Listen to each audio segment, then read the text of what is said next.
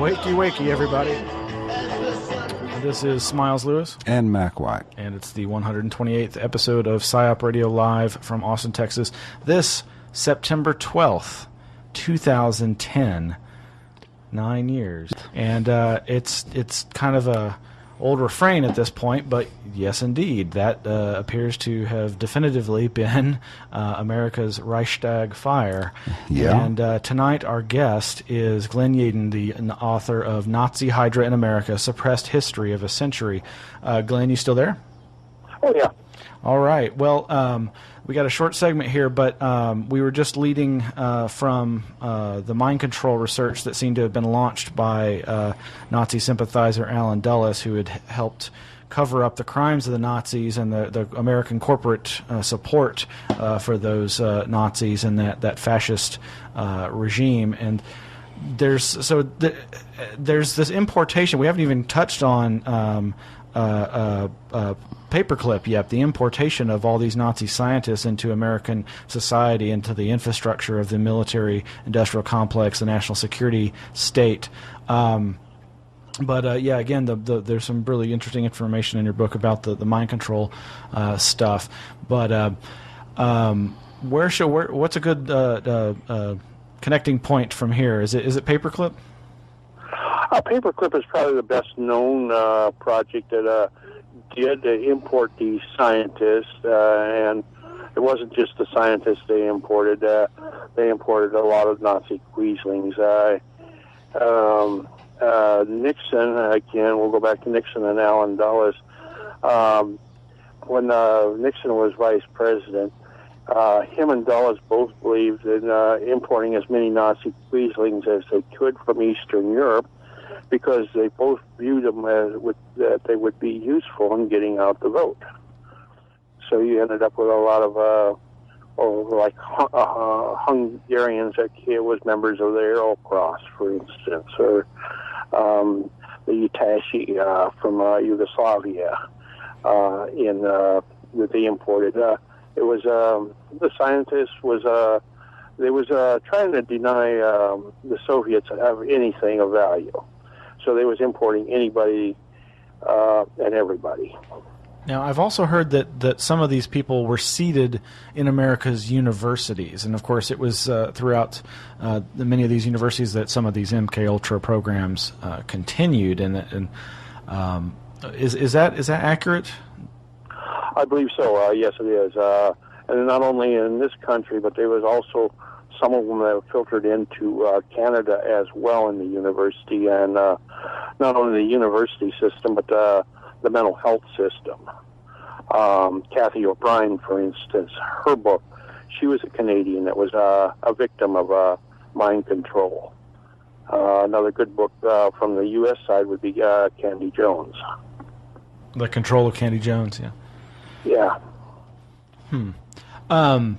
Now, so we're into the 1970s, and there's all these programs of behavior modification and mind and social control under the auspice of this MK Ultra and related projects. But there's also these other programs, and I think you already alluded to this, that went hand in glove with this, and that's basically the practice of psychological warfare upon the American populace via things like Mockingbird. Yeah, it went hand in hand with the mind control. There was a massive effort to propagandize the American people, not only the American people, but Eastern Europe as well. Radio Free Europe was nothing but a CIA front that broadcast a lot of propaganda. In one case, they had it's in the book. Let's hold on to that, and we'll get to that case in just a moment for another long segment here on PsiOp Radio. Stay tuned.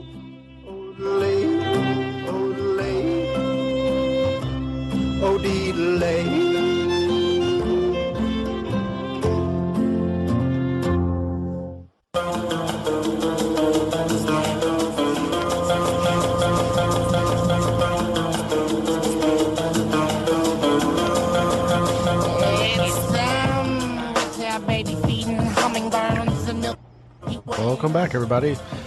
This is the September 12th, 2010 episode of PsiOp Radio, live from Austin, Texas. I'm Smiles Lewis. And I'm Mack White.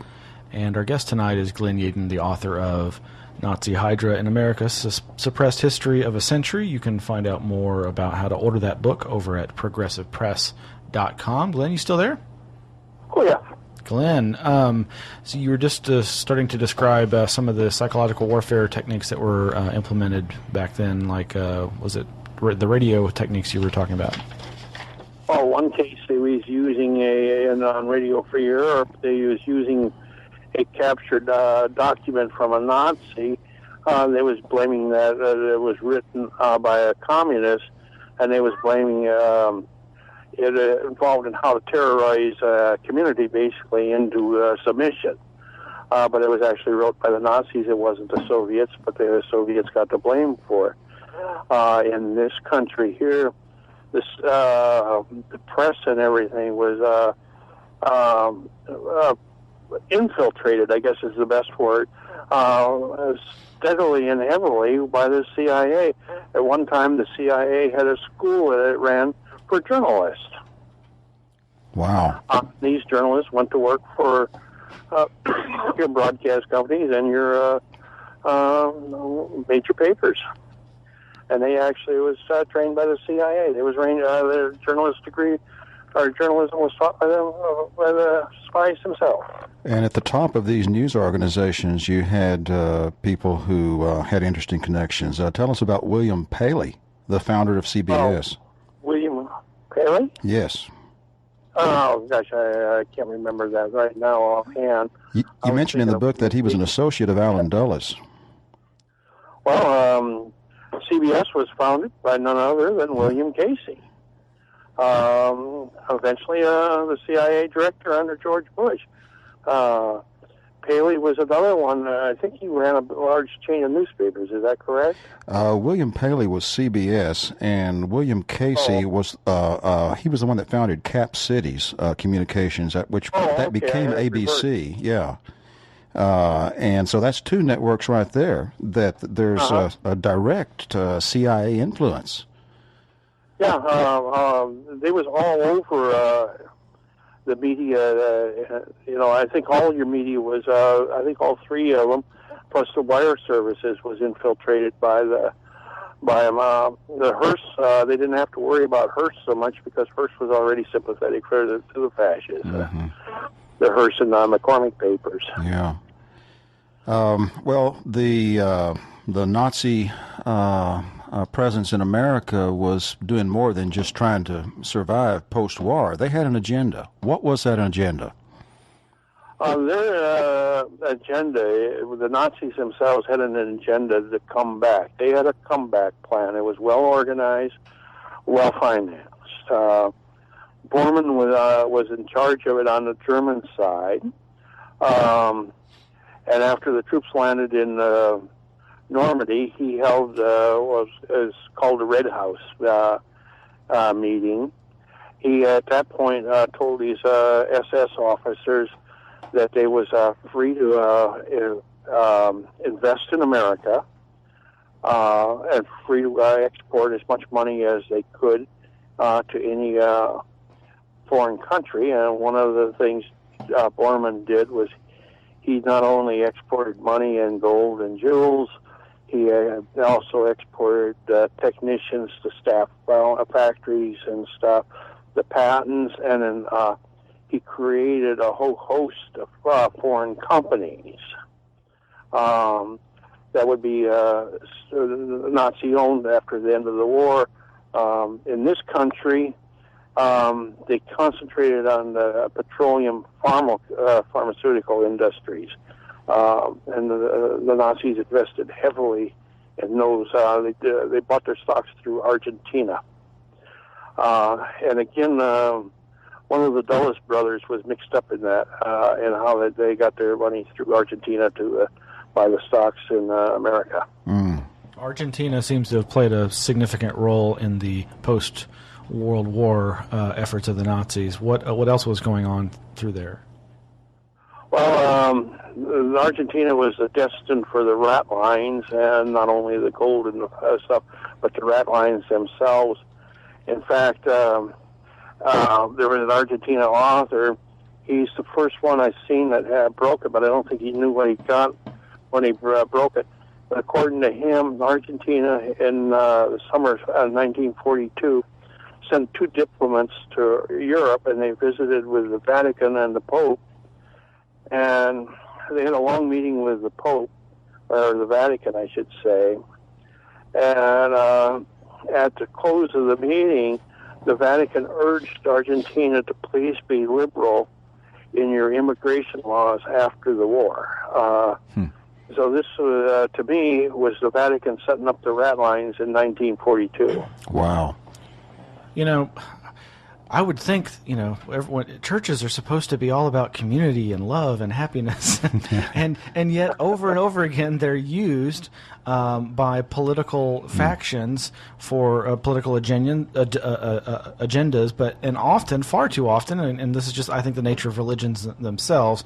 It's all an us versus them mentality about, ours is the only and true way to enlightenment or whatever, or salvation, and over and over again, we see, like with the Vatican aiding the Nazis, but you also document all the groups in the United States. Some were churches, others were had things like liberty and Constitution in their titles. You'd think those would be good things to support, but yet somehow they were all supporting the Nazis in America. Can you tell us more about these organizations like the Southern Committee to Uphold the Constitution, American Liberty Lobby, and some of these churches in the South that seem to have had connections to fascism in America? Probably the biggest one would be the head connections to the fascists was Gerald Winward, known as the Jayhawk Nazi at the time. He actually ran for senator in Kansas and came close to winning, actually. He had a large following. I think it's his son was arrested not too long ago. It was back while I was writing the book. He was in Arkansas. He was arrested for kidnapping his grandson or whatever. But he had a large following, and not only that, but also a large publication that was stopped in the mail because it was seditious. And I think Winrod was one of the ones that was tried for sedation. There was a couple Baptist ministers that had aligned themselves with the Nazis. Another one that's well known was Billy Graham, with his connections back in Minnesota, back to William Bell Riley, who founded Northwestern. And Riley was the center of anti-Semitic in the upper Midwest. It also was supported the fascist cause when it came out for him. Billy Graham was his chosen successor. Who was the fellow that had a group called the Silver Shirts? That was William Pelly. They're not so much religious as they were just straight up fascists. Wow. Okay. Pelly had he was probably one of the largest groups, one of the more well-known ones. A lot of his followers had went on and founded some of this lunatic fringe on the right here in this that you've seen popping up in the 80s to 90s.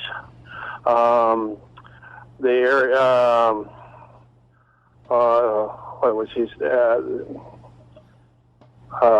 Swift?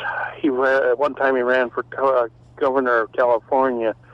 He founded the Identity Religion, and he's now he took that up into northern Idaho. A lot of these groups in northern Idaho can be traced back to, originally to the Silver Shirts.